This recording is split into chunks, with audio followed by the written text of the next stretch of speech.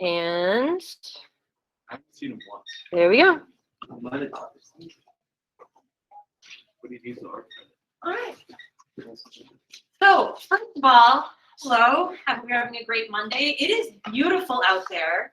So if anybody, once I'm done with the demo, when it's work time, if anybody wants to go work outside, I put up 2 tables out there.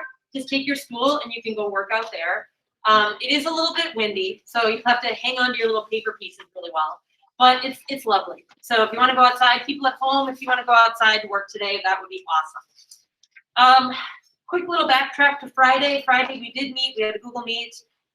It was a video that you had to watch and then a reflection that you had to answer about the video. So thank you to those who did that. If you weren't here, if you didn't do it, you can still do it. It's still open to be done. We'll do that probably one more time. This Friday we don't have school because it's Good Friday, so there's no select anything this Friday. Next Friday is the day that we'll have a guest speaker. And so you'll tune into the Google Meet for the guest speaker, virtual guest speaker. He's a ceramics professor from UW River Falls, a very big name up-and-coming artist.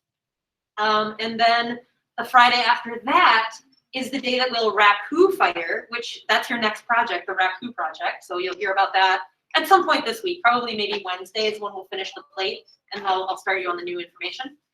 And then the Friday after that is the end of the trimester. Like, this is crazy. This is going so swiftly. This is midterms this week. I don't know if you're aware, but there's parent-teacher conferences this Thursday. So that just seems crazy to me.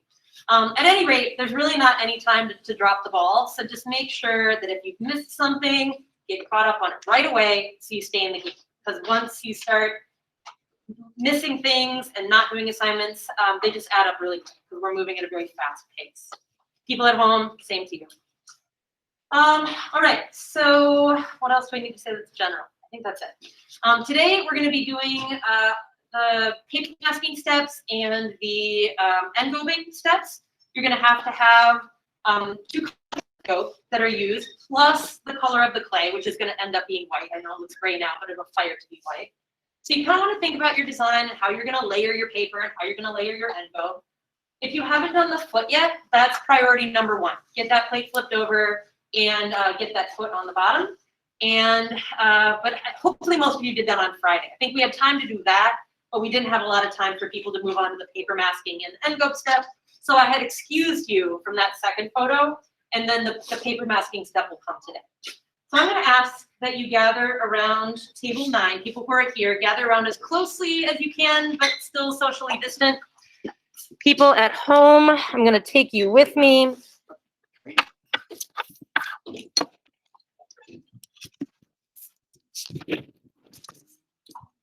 Let's go on a little trip. Oh, I don't want to end the video. Hang on. I want to do this. Aha, there we go. All right. Armand, Alicia, Maya, everybody, come on up. Tatiana, come here. Okay. So I know that a lot of this you saw on Thursday. So some of it's going to be a quick little review, but some of it's going to be new. So this was the plate that I worked on. In the demo last week. I have the foot that's added to the bottom that I smoothed on. I put my initials on the bottom. That was the photo that you had to submit on Thursday. It's the bottom. Then I started adding the paper, and I painted over it with blue engobe. And when I added the paper, I needed my wet sponge to really dab on it and make sure that it was like tucked down as neat and tight as possible. Well, now I've started to add my next layer. So my original layer is starting to flake off there. So I'm kind of having to dab that down too. And I've actually already added it. I've added this piece, this piece, this piece, and this piece. Now I just have one more piece to add. So I just kind of saved one more for, to do in this demo. And I'm using my wet sponge to really make sure it's stuck down tight so there's no wrinkles in it. And don't be afraid to get the engobe that's already on there. Don't be afraid to get that wet again. It's not going to hurt anything. So I'm just using my damp sponge to really press down on those papers.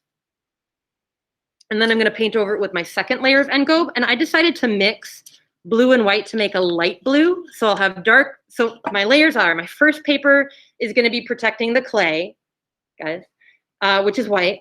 And then this new layer of paper is going to protect the dark blue that I've painted on there. Now this light blue is going to be my top coat, my primary color. So most of my plate is going to be this light blue color. And when I peel all this paper away, eventually, I'm going to have white lines on it and I'm going to have blue lines on it.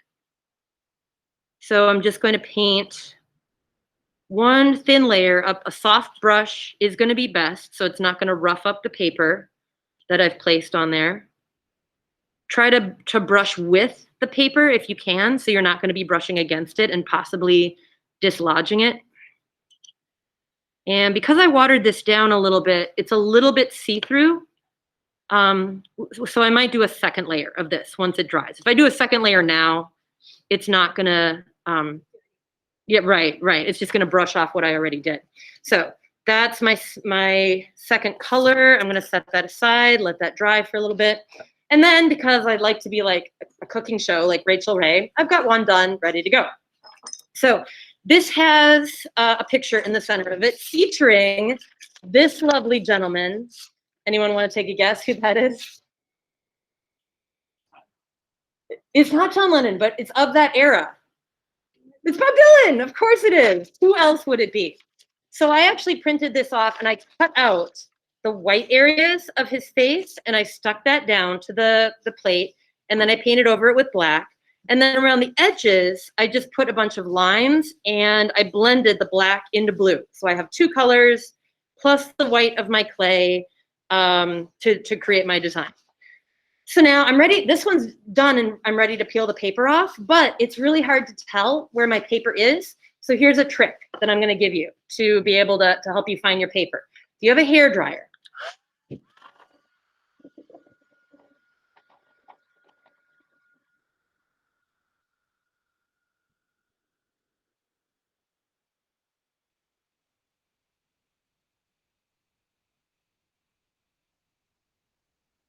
the paper parts will dry out more quickly than the clay parts. So it'll tell you where your paper is if you hair dry it. And so now this is the magic part. Like if you're a person that loves to pick glue off your skin, you know, like did you do that when you're in elementary school? You know, that satisfying feeling of picking glue off your skin, that's what I compare this to. You're gonna be picking off these little pieces of paper and revealing your design. So it's even better than picking glue. So I'm just going to take my needle tool here, and people at home, you're going to be able to use your toothpick. And I'm going to look for the edge of my paper. There it is. I just got it. And I'm going to peel it carefully. It's okay if it rips because you're not going to need it again. Oh, that. It is so satisfying, yeah. And now I have all these lines here, and I won't pick off every line for you because I think you kind of get the gist of it. But I have all these little lines to pick off, and then there's my design. Now, here's the one thing that you might encounter once you peel off your papers. And I need to point out that I peeled these off when the end gobe was dry. Don't try and peel it off when the end gobe is wet. In fact, between each step that you do, you're going to have to let things dry out. Either take it outside for 2 minutes and it'll dry, set it in front of the fan, hair dry it. But you can't rush these steps. It does have to dry in between each step. But the thing that might happen is if your end gobe did sneak underneath your paper, I'm trying to look for a spot where that happened to Bob. It didn't really happen to Bob. I'm pretty sure it happened in some of my stripes though. If there's a little area where the end gobe snuck underneath, just take a clay tool and scratch it away. So you get that nice sharp edge again. Because the whole point of paper masking is to try and get really sharp edged designs. So scratch away whatever you need to scratch away. Your goal, ideally, should be to try and get as far as you can on this paper masking process.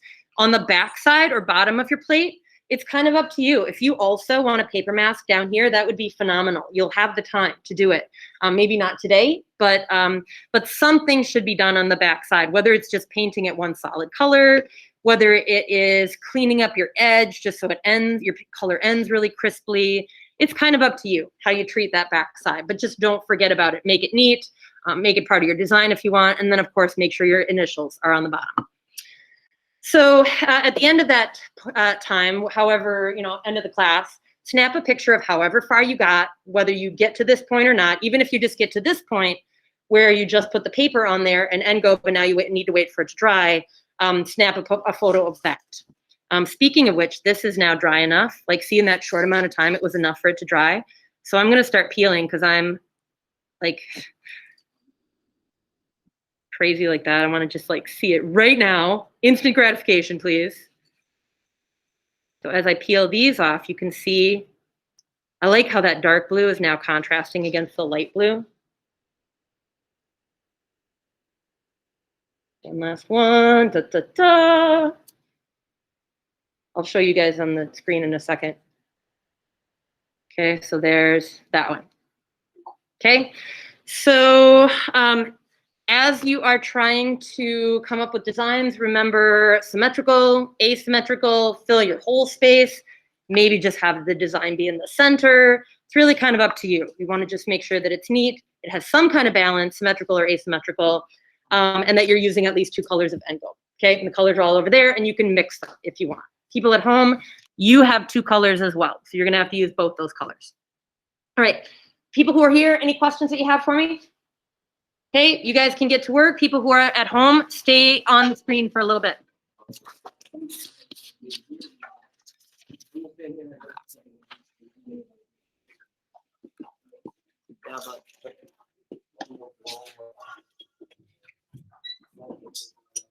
All right.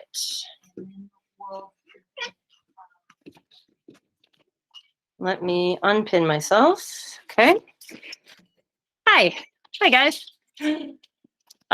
So I just wanted to check in and see how things were going, if anybody had any questions for me at home.